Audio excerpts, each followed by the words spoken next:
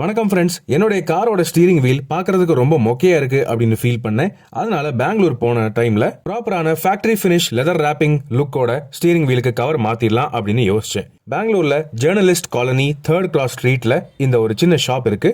Door number 18ல 3வது ஃப்ளோர்ல இருக்கு.